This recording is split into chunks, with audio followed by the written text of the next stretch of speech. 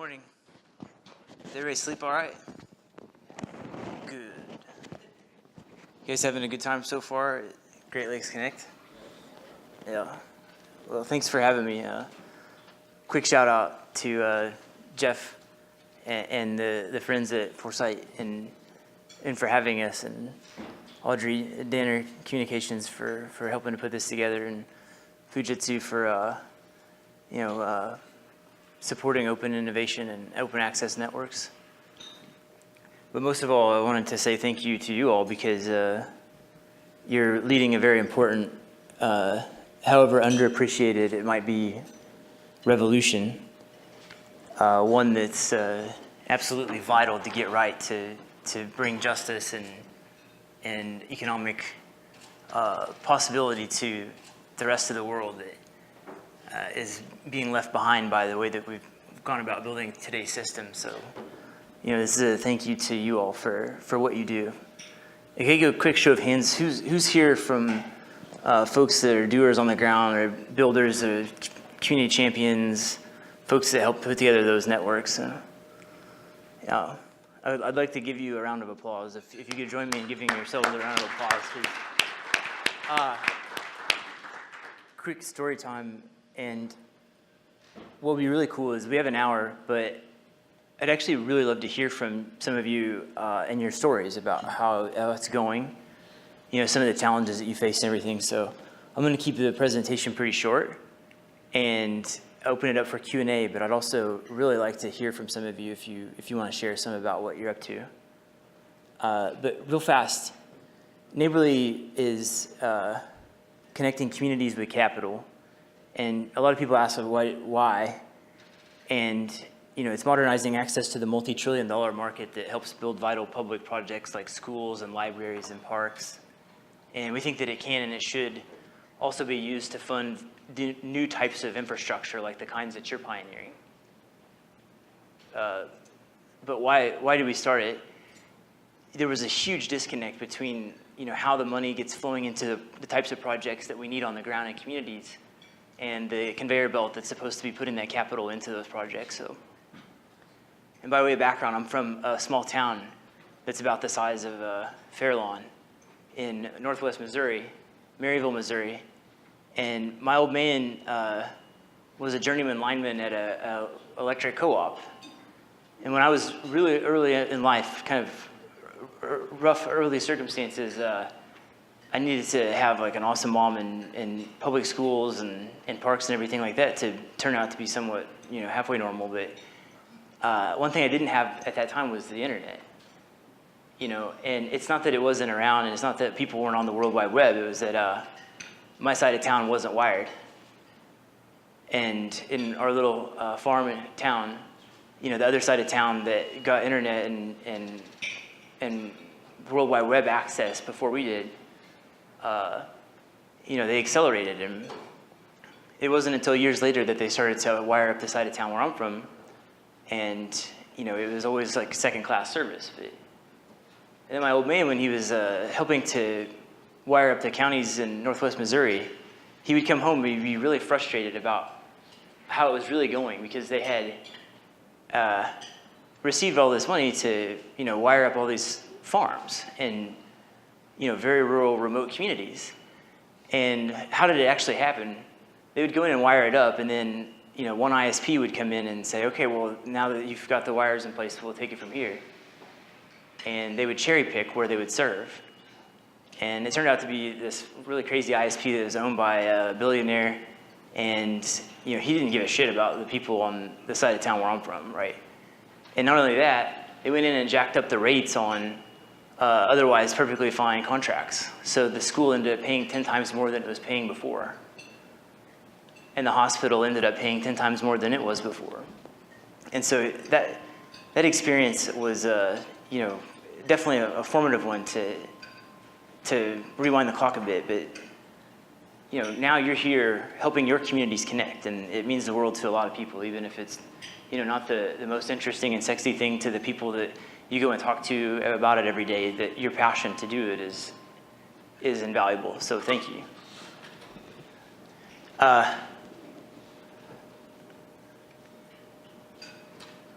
real quick about us. We connect communities and capital.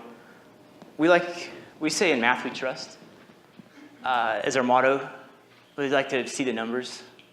And we like to help communities borrow exactly what they need, exactly when they need it, starting with their own constituents as first lenders, but fanning out to a global capital network of folks that start with, grandma down the street from the network that wants to invest $1,000 in the community she helped build, all the way up to sovereign wealth funds on other continents that can't invest less than $1 million in your network. And we say in math we trust because we really like to focus on efficiency and cost of capital. And it's something that we obsess over and we think a lot about.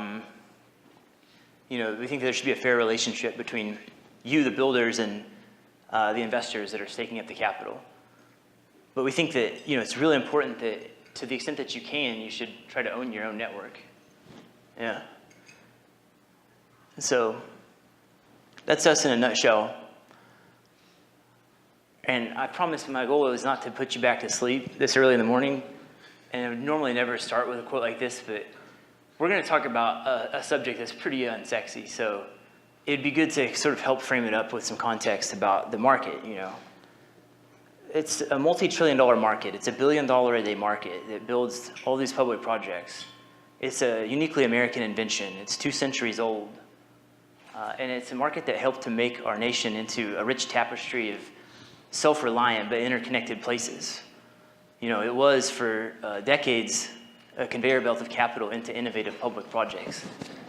I'm getting some mic help from Mike. Right under a speaker. Oh, maybe I'll move. Sorry. You still hear me? Sweet. Yeah. So, but it's a market that's often sort of overlooked and it's not really thought about because, again, it's not all that sexy. Municipal bonds, right? But we're a venture-backed technology company that's in the business of helping to make the process of putting capital into such projects much more efficient. And one of our early investors, Ashton Kutcher, he's an investor in the company and on the platform and also a sage advisor. And we asked him, Ashton, what's one thing that we can do to win? And he said, make municipal bonds sexy again. And that's a tall order, and we're trying everything we can. And to that point, I'd like to give a shout out to some of the all-star Neighborly squad that's in the room. We've got Mike Falloon, who prior to Neighborly was operating a $150 billion fixed income investment management division, and Lindsay Brannon, our all-star head of public finance, who comes from Wall Street, where she put together billions of dollars worth of deals, and they're the real brains and part of the team, and I'm just here to keep you awake. But we're in San Francisco. If you ever come visit us. We're based in downtown San Francisco. We're in the office of AngelList. Does anybody know AngelList? Yeah, awesome. So we fancy ourselves the AngelList of public finance, right? What they're doing for early stage investor access for startups, we're doing for democratizing access to capital for community projects. And we adopted as an unofficial infrastructure mascot the Golden Gate Bridge. And in the office sits the story behind that bridge, including one of the 35,000 pieces of paper that financed that bridge. And that if you dig deep enough and you realize that that bridge was not going to be built without those pieces of paper, not just directly because where would they get the money, but because of the rallying force of putting that investment opportunity together. And so it is a powerful force. It often gets overlooked, and it used to be a part of civic life, and we're trying to do what we can to bring it back. Municipal. Oh, sweet. So that's supposed to be like a yellow emoji, not like a outline robot-looking thing. It's a grimace emoji. It's grimacing about the word municipal for a couple of reasons, because holy crap, what a word. I mean, municipal. Like just, what's that stuff that we take when we go to sleep? Melatonin? Municipal. I took 3 municipals and now I can sleep, right? But it's also a misnomer in the case of the $3.8 trillion market that helped build this nation in the first place, because far greater than half of all of the outstanding proceeds were borrowed by entities that are not municipal in nature, by states, by counties, and especially by special districts. And the districts that you know and love that are very large and frequent borrowers in the market include public school districts and fire and sometimes utilities. And our question to you is, why not municipal broadband networks, community broadband networks?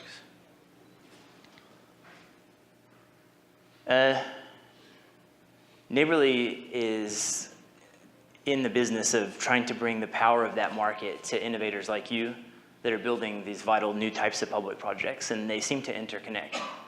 I think some of the cool points made yesterday, and definitely thank you, Mayor Roth and Ernie and Team Fairlawn Gig for being pioneers about this and to host everybody here. I think a point was made yesterday that, there's a foundational element to the internet, right? It's a component of what we would layer on top of it in smart city applications.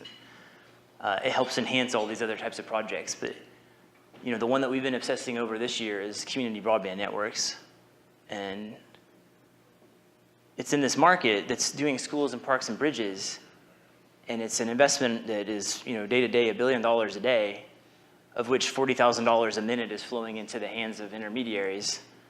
And we view it as our job to make the connection as efficient as possible and to collapse the number of steps down so that you ultimately wield the power. We think that the power of public finance should belong into the hands of the civic visionaries and doers. So that's us in a nutshell. Our goal is to get you to have access to the market so that you can responsibly borrow exactly what you need, exactly when you need it, not a penny more or less, and you can start with your constituents as your first lender. And for investors, do I have a show of hands? Who's here investing in networks? Do we have any investors in the room? We have opportunities on Neighborly to invest in these things, but it's always good to know, even if it's we're viewed as a competitor. We often work with large Wall Street banks and others to help collaborate to bring more capital into the network. So we'd still love to talk to you. And we think that the tool of public finance should be high performance and that it should serve you. That we know of, only 10 communities have issued a general obligation bond for community broadband networks since 2000, which is crazy because it's a 50 issuance per day market, and there are 50,000 eligible issuers of bonds in the United States. So it's a hidden tool that might be overlooked. But that's why we're here. We're connecting, finance and technology in service of your community and the projects that you're bringing to life. So, and we obsess again over in Math We Trust the fee stack, national average of bond offerings that are $20 million and under, average 4.8% total cost. When you add up all of the fees between what the community deposits at the end of the transaction and what the investors pay. And for Neighborly projects of similar scale, we try to get that down to 1.5% or below. But more importantly than that, it's not about the dollars and cents as much as it's about the means of control and who's calling the shots. And the fact that a lot of times the capital that gets put into these innovative new types of projects, the risk capital as it's called, ends up being designed around something like a hedge fund limited partners hurdle rate and what they seek for returns. And so everything around that gets baked on top to help satisfy a group of folks that might not be the most competitive option for your community. And so our job is to go and find the most competitive option for you that suits you. And we were so inspired by the movement and what's going on. And there's a lot of the pioneers of this movement in the room. I see Deb, I see Chris, I saw Jeff Christensen earlier, whose video really woke a lot of people at Neighborly up, his TED Talk. Jeff G and the Foresight Squad. So I think Bjorn is also here from COS. And what's crazy is we were having a conversation last night about this, and Aaron Deacon is here, who really got us turned on to the power of bringing people into the broadband decision-making when he was leading a an initiative on the ground in Kansas City when Google Fiber showed up and said, hey, we're going to pit neighborhood against neighborhood, right? The take rate, the adoption. And that's cool when it's an open access network.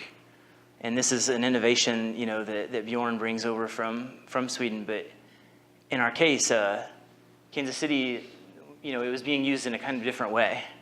It was being used to figure out if we don't have to wire up that side of town, like the side of town where I'm from. And so Aaron and a bunch of brave folks in Kansas City put together a campaign to help,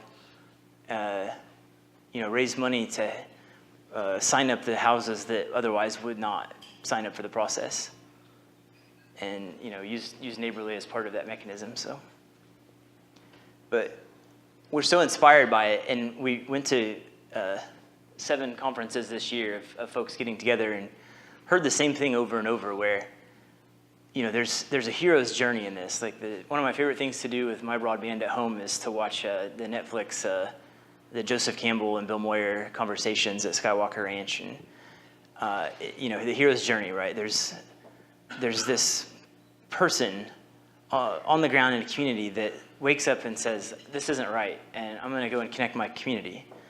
And then they go out and try to tell people about it. Everybody's like, that's crazy. Why would you do that?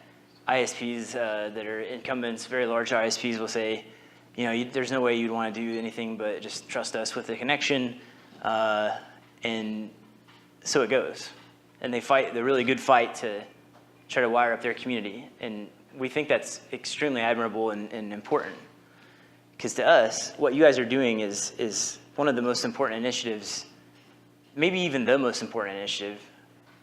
Because if you think about it, internet access is something like the 21st century equivalent of freshwater access. Like, we absolutely must get everybody connected. It's a global brain. It's enabling new era of services that, as the healthcare costs skyrocket, we're going to need more telehealth. You know all this stuff. I'm not a preacher and you're not a choir, and you know this. That's why you're here. But we heard that story of, okay, well, I did everything. It's been years, tens of hours a week, and then I get to the end, and how do we pay for it? And then the people around them say, well, either shrug emoji, or, there's a wealthy person on the other side of town, or there's a family office, or there's an obscure entity that has a hedge fund behind it that, will charge 15%, and it'll finance your network, and maybe you won't own your network.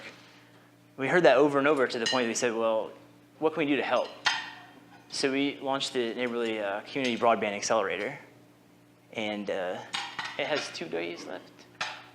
2 days left? Yeah, hundreds of applicants so far, and it's not just applicants from the world of communities that are wanting to put these things together. Whoops. The applicants also include the service providers and the folks that are building the networks. We want to help to build the ecosystem and connect the dots, and to help those communities not just put together the financing, but to gather all the partners that they could use to get the job done. And then community advocates who can, become champions, vote on their neighborhoods, but also invest in the networks too. And so that has 2 days left. Yeah. Well, I'll shut up. I'm painfully aware that you all know all this already. That's why you're here.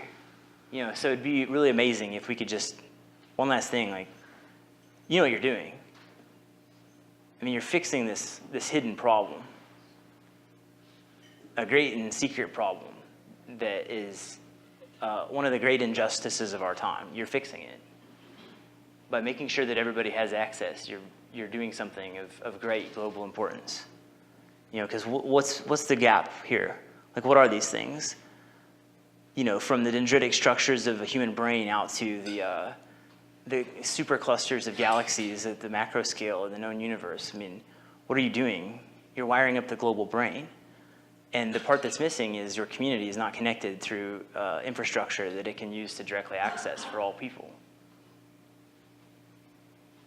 And if we think about that, like in parallel, In the U.S., we built all the highways. We built, as a public, we invested tens of billions to do the heavy lifting of the internet.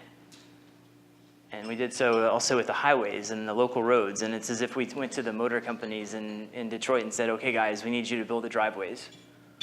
And then charge us a shitload of money every month to pretend like it's all working just fine. And that's crazy.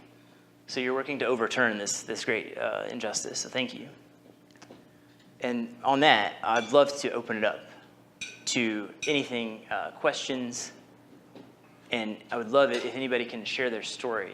If you've been working on a network and you haven't had a chance to tell your story yet at the conference, it'd be amazing to hear from you. So, thank you.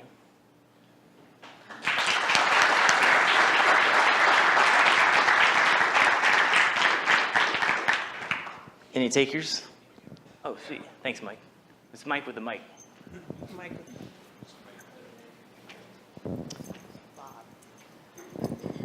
Perfect. Good morning.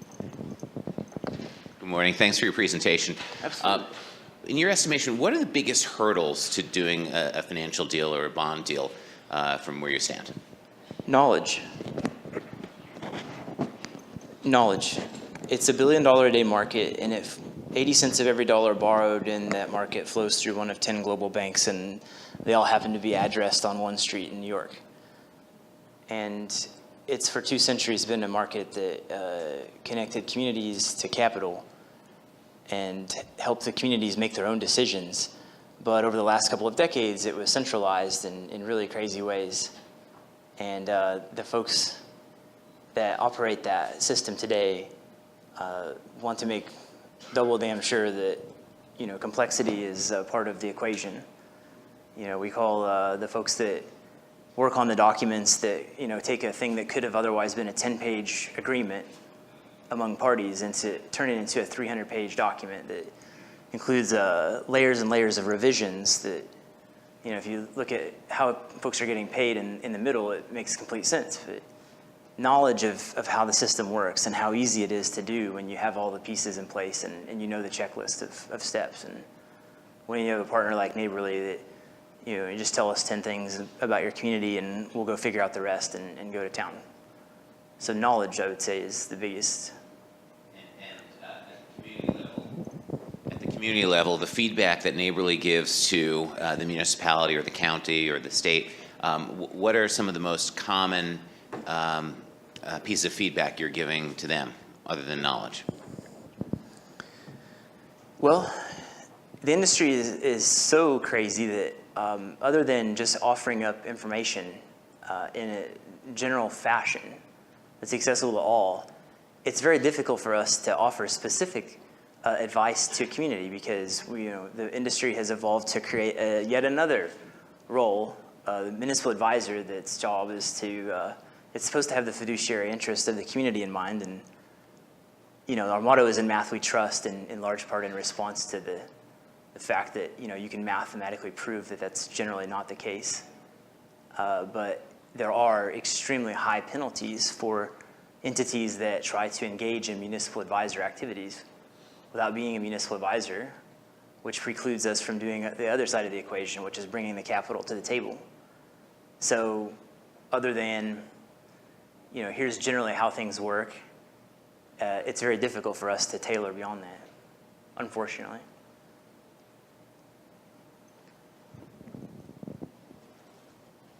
Good morning, John. Please introduce yourself. Hi, I'm John Windhausen with the Schools, Health, and Libraries Broadband Coalition. Hi, John. Hi. The theory is great. I get the theory, and it did a great job of articulating the mission that you have. I have a couple of questions about the practicalities. Sure. Of what it would take, like what would the next step be? What I'm imagining, I'll just throw this out and then you can correct me, that you go to the municipality, the government, and you ask to be hired by them, and then you go around the municipality and hold lots of community meetings trying to get people to sign up and raise money to fund this network. Is that how it works, or tell me how it really works? That would be the worst case. That would be the path of most resistance, and hope we would advocate not to do it that way. There are far simpler mechanisms. So we regard the humble municipal bond as the bedrock of a robust community capital stack. but it's just the bedrock. There are other layers and there are other mechanisms that we bring to the table. And we can do 10-page documents that are millions of dollars. And the theory is good and strong, and we've tested it to the tune of, over the last 2 years, we put $250 million into community projects and been syndicate member to over $12 billion in transactions. And we've played in that time just about every role that you can imagine, all the way out to that path, the path of most resistance, where there's a community order period and low denomination, and everybody gets a chance to invest directly in their own backyard. But that's absolutely the hardest path, but it's the one that is really effective at increasing take rate and driving adoption and getting folks connected. Something for everybody. So the process would be, in the case of a network, if it is a municipality and they have something already in mind, then we can sit down and look at how to put the financing together. And it might be the path that you described, or it might be something much easier that's less labor intensive. So,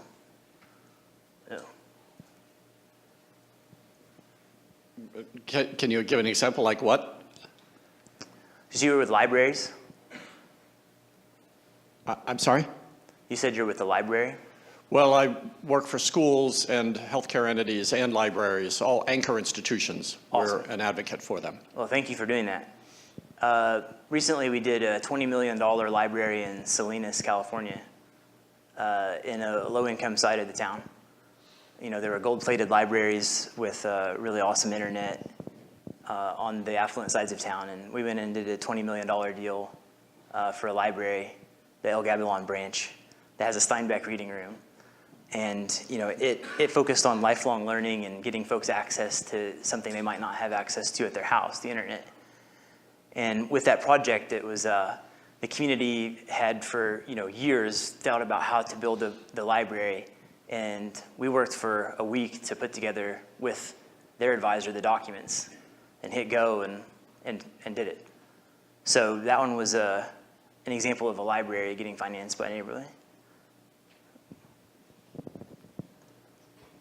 My name is Nick Hunter. I represent the family office in Cleveland, Ohio. Oh, cool. So I'm actually one of the few rare birds of private capital that are looking to get into this space. Yeah. At least in here, right? So one of the things that I kind of noticed about, listening to people talk about municipal bond funding, it seems like, and correct me if I'm wrong, and if I apologize if I misunderstood, but there seems to be kind of a bad connotation to private funding. Just kind of Yeah, not at all. Not to us. I mean, the vast majority of our network comes from private capital sources. We have family offices that buy millions of dollars worth of bonds, and they're not actually mutually exclusive. The municipal bond is one mechanism that's used as a conveyor belt. It's a transfer mechanism between value between the public and private realms. And so the capital, even in a truly public financing, is still private. Right, and you're right.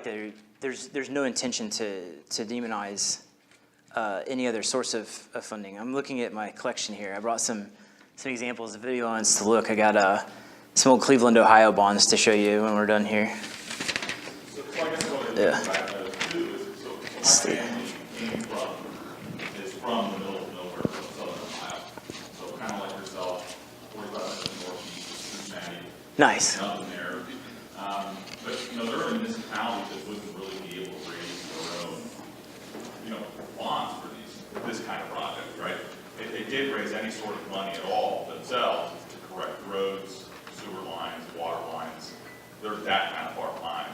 So they would need somebody like us to come in and build that, ring for them.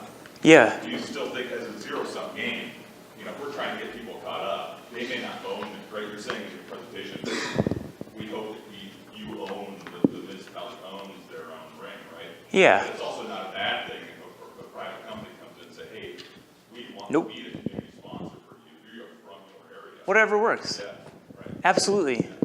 You're right. There's a broad array of use cases, right? Every community is its own set of circumstances.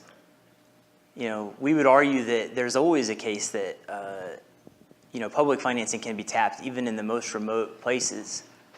and access to tax-exempt, often capital. But it's not the only solution. Like I said, it's the bedrock of a robust community capital stack. But afterwards, I want to show you some of these examples. Like here's one from 1864, state of Ohio. You know, it's a market that back when the state of Ohio didn't have that many people, you know, was putting money into public projects. And we think that with some dusting off and a little bit of oiling around the edges, it can be, you know, restored and turned into the hidden economic engine that it's been all along. But it's not at the exclusion of other sources of capital. And certainly we would love to talk to you because, you know, we have dozens of family offices in the Neighborly Capital Network, and our job is to go out and help to find the opportunities and help to put the opportunities together in a way that's as clean as possible, right? So there might be some benefit to even having that conversation. But I appreciate that point. You're right. It's not meant to say no to other sources of capital, and certainly if the community is not in a position to own its network, you know, then there's the possibility even that you leave that open down the road for something like a municipal takeout, you know, where the community gets the chance to buy it once it's built and proven and the risk capital has done its job. But thanks for connecting folks too.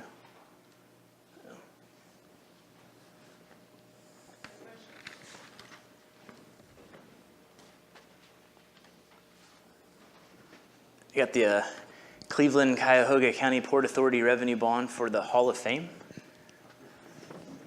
Yeah. With all the terms and conditions on the back. Yeah. Jase. Hey. Brian White's here. Hey, Brian. There you are. Hey, I was just curious more about Neighborly. What got you to, I kind of heard the story of why you got into it, but what are the biggest challenges you guys are facing? Wow, 2 questions. How did I get into it? Well, you kind of covered that a little bit, but more of what are the challenges you're facing? The challenges that we're facing, okay. Well, we're not wanted in an industry that's dominated by a handful of global banks. And so it's always an interesting challenge to, you know, help bring really, really efficient cost of capital to community projects. You know, because it's what started out as a silly idea and a cute toy has turned into something that might be a threat. And so we're in that Gandhi progression of achievement, or what is it? First they ignore you, and then they laugh at you, and then they fight you, and then you win. We're somewhere between laugh and fight. You know, so, but that's why we're here. It's a mechanism that, you know, in the right hands, in your hands, you can build amazing things that bring value to people's lives.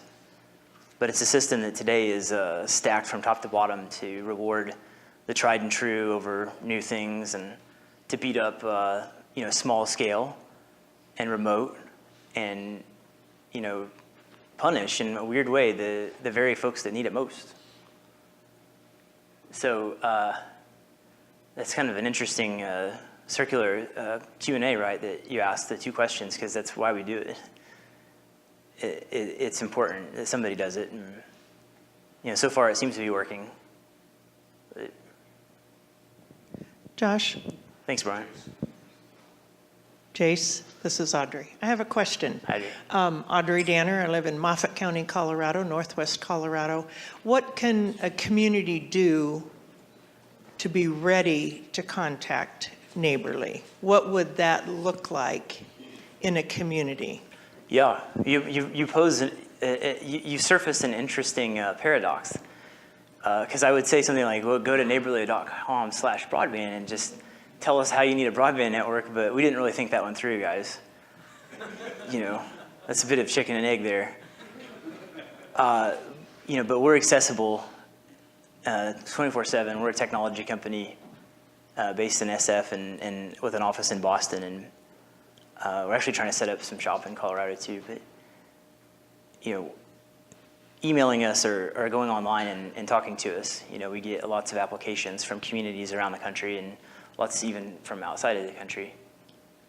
And as you saw, it's intended to be an interplanetary platform for financing public good someday, because Mars will need a lot of infrastructure to get going, a lot of roads and waterworks. But in the meantime, getting in touch with us is very simple. As long as you have a baseline internet connection, neighborly.com. And then we've built some forms that try to put together, Audrey, the pieces of information that we need to start the combo. We also have internally our own next generation investment manager that, over the past 2 years, we've been building it to be really smart about gathering as much information in the background as possible about communities and illustrating how communities, even if they don't have like a robust credit history as defined by things like ratings agencies and, official titles of types of things that they can do, like green this and whatever. Its job is to strip all of that away and to look at the salient information that's the background, like the demographics and the changes in the community. So we do a pretty detailed, thorough job of trying to figure out how best to portray that community to investors. So we try to make it as easy as possible to get started. But it does require a baseline internet connection. We need to think about that. She raises an interesting point. Thank you, Audrey. Does anybody have any stories? Another question?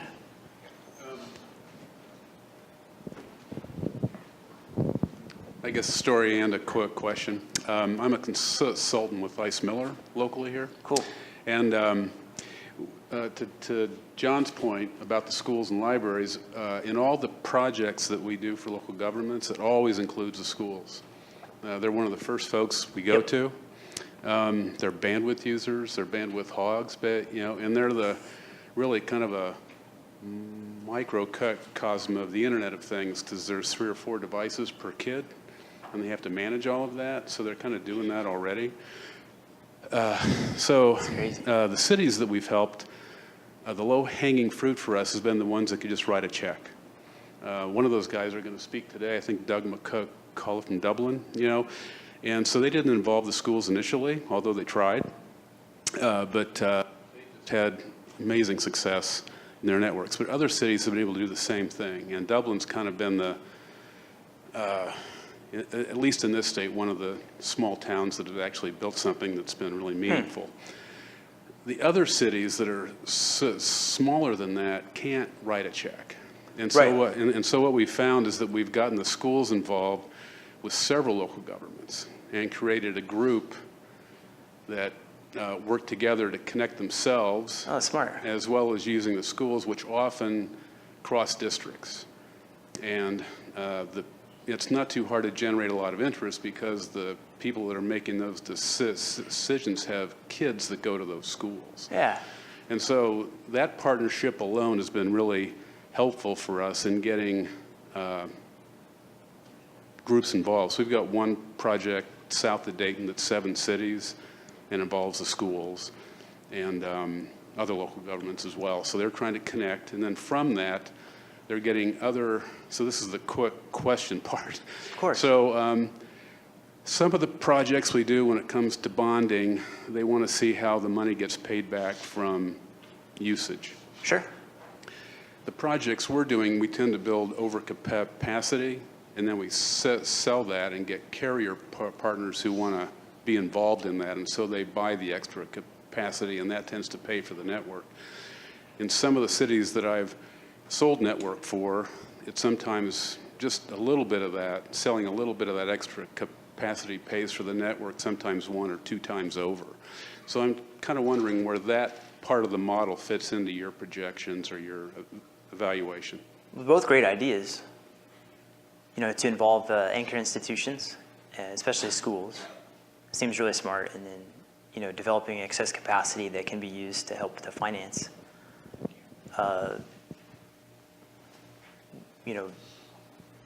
That sounds like a really good playbook.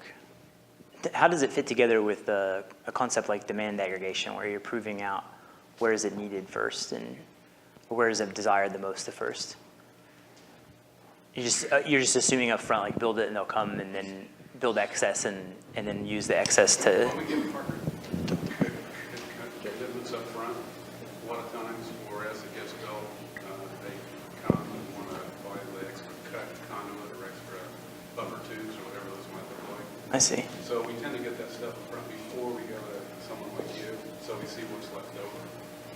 It's also easier once the network's built sometimes to go to the smaller partners like TED townships and things like that, and just simply ask them for a $250,000, that kind of thing. Yeah. So it's been it's worked real well, and it's allowed us to get a lot of cities involved. Those are cool ideas. They need. No, thank you for sharing. I have a question. My question is asking an assumption, which is that a lot of communities wouldn't think to contact you or know about you, or even if they did, might be pessimistic and so not contact you. So, are you ever like really proactive and you'll go out and find communities that you think might be in that position? Yeah, we do the accelerator in part for that. You know, thinking that the way the industry works today, the most sought after communities in public finance get visitors from Wall Street, right, essentially. And, you know, through a series of highly regulated and well-documented meetings, you know, it's determined who has the biggest balance sheet, which is generally the thing that's used as the indicator of, you know, who will win the transaction. You know, so it's a market that tends to self-perpetuate the desire for large-scale and marble pillars. So as a technology company that doesn't have marble pillars and steak dinners and, you know, tickets to the local game to offer, it is a unique challenge to be in touch with communities. So that's why it's so important that, you know, we get to hang out at places like this with you all. And then we launch initiatives that we try to structure as reverse inquiry, where normally a city would say, okay, well, we've determined that, you know, bonds are a good choice for our network. We're going to put out an RFP and select the biggest balance sheet. And the usual suspects will show up each time, and everybody is in that transaction and pretending to take risk on money that was already placed.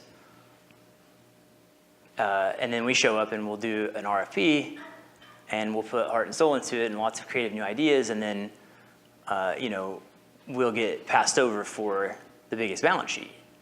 Even though our point is, well, you don't really need to have a balance sheet when you pre-sell these things and you show up with the capital and you summon on demand. So we use tools like the accelerator to get in touch with folks. And so it's hundreds, I mean, like 20 applications yesterday, you know, in the run up to the final days of that application. Like we have hundreds of communities nationwide that have told us about, you know, their network that they're trying to build in some way or another. You know, they're broad ranging. I think there are a few in Ohio, but there's interesting ones all over the map. So that's the best we can do, you know, because we're not trying to spend money on marble pillars and steak dinners. We're trying to invest it in technology that makes the transaction more and more efficient. So thank you for asking that. That's a good question. Hey, Chase, how you doing? I'm Doug McCullough from City Hi, of Doug. Dublin. Since I've been called out by Ice Miller, I just thought I'd mention.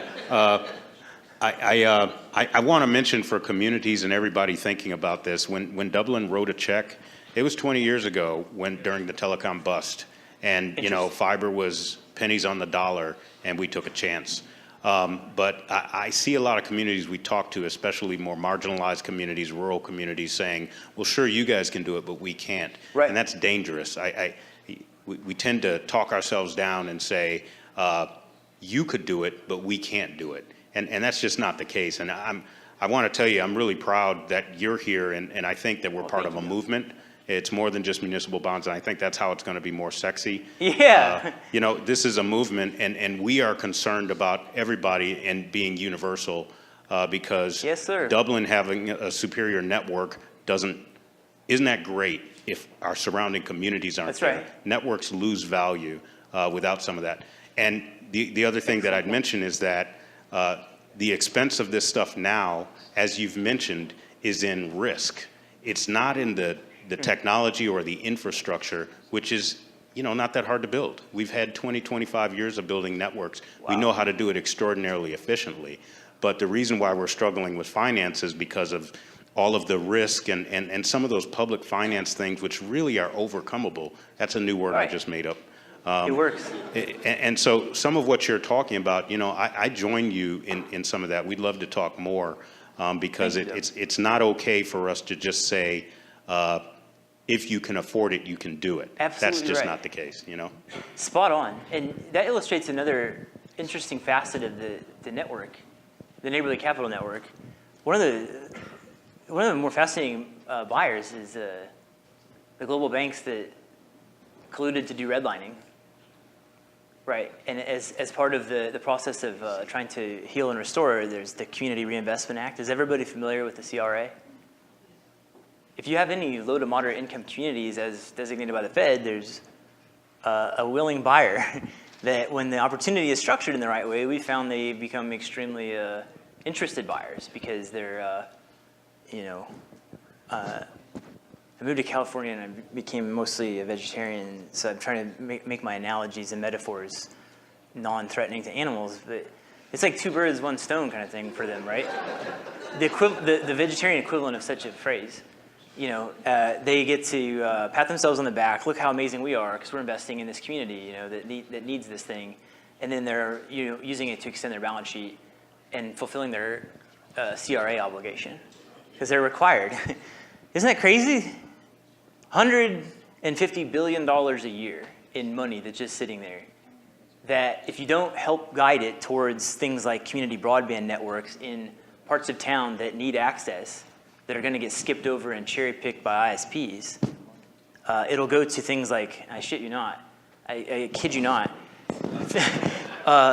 fancy sculpture in the lobby of the branch that's in the low to moderate income community. That's an actual use of proceeds that meets a Community Reinvestment Act obligation. But so does community broadband networks. Thank you for raising that. Love to talk. Hi, Bjorn. Is it okay that I share a story? Yeah, please. Okay. I'm from Sweden, and Sweden has open access. Where I'm from, the rural part, the northern part of Sweden, they built open access in year 2000, 18 years ago. We had this small ISP it was 45 minutes from Umeå. There's 100 plus 100,000 people living there. It's 5,000 people in the county. So they built the open access network in 2000, and this guy was studying in the US, he's Swedish, went back to Sweden. He had his bare hands on one computer. So he started doing websites. Fast forward, he became an ISP. Today, or 2017, only on open access networks, in all over Sweden, it sells all over Sweden, have one head office in Umeå, northern part of Sweden. You have 65,000 customers. You have 150 employees. Most of them are young people who sits in the customer service, which means that I'm really proud to hear you talk about that make fiber accessible for everybody. But that ISP, he really helped the community, helped young people to get that first job. So I just wanted to share that, and for me, open access is the way to move forward. Thank you. Thank you, Bjorn. You guys really pioneered open access, right? I mean, you showed the United States what's possible, and you're decades ahead of us on this. All networks in Sweden, 100% of the networks in Sweden are open access. It's no single provider networks. Even the incumbents are selling services on open access networks. There you go. They're competing to serve the folks in Sweden. Yeah. Beautiful. How are we on time? Let's wrap it up, yeah. But I want to show one quick, one certificate. I'm like that crazy grandpa. You come over to the office and I pull out the old, 2 centuries of documents of trillions of dollars of innovative public projects. But this is one of the favorites. This is a certificate in a city of Great Falls, Montana. Does anybody know of Great Falls? Okay. So a town of, 60,000 people now.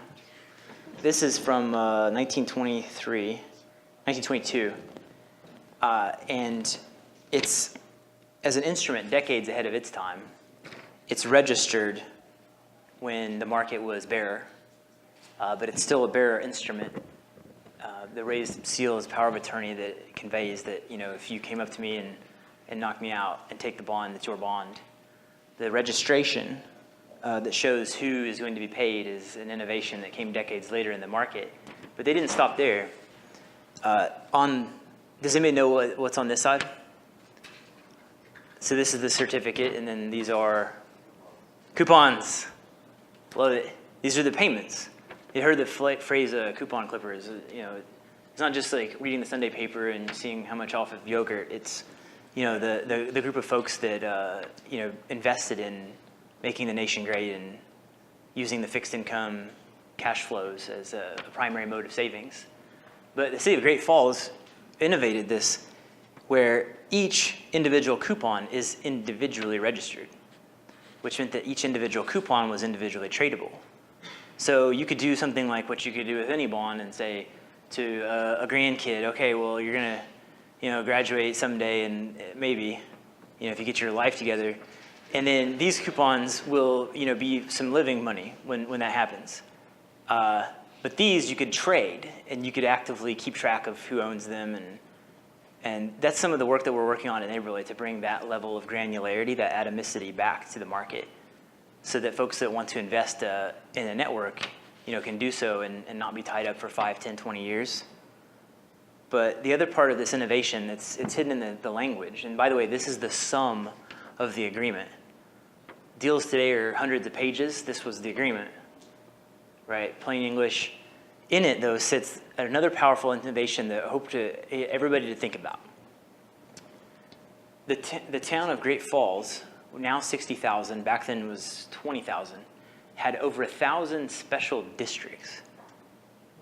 They had atomized even their town and attached one line in their charter to the ability of that district to choose its own course to the extent that was allowable within the rest of the charter, and to do its own financing, and to use as the mechanism of that financing in this case, the equivalent of a conduit issuer, the town. So it's backed by the full faith and taxing power of the town, but it's for a special district to improve sidewalks. It's a $200 bond, and it's for a single city block. At a time when this thing to print this would be an astronomical cost. And in the collection of Crazy Old Grandpa with all the bonds, you know, somebody randomly mailed me hundreds of Great Falls, Montana bonds, I think as a clue. Because I have now 100 years of this town doing this, and it reminds me that what you're doing is you're improving area by area, and the things that we've been building can fit, you know, those districts individually directly to the financing so that you can borrow exactly what you need, exactly when you need it, starting with your constituents. Thank you all.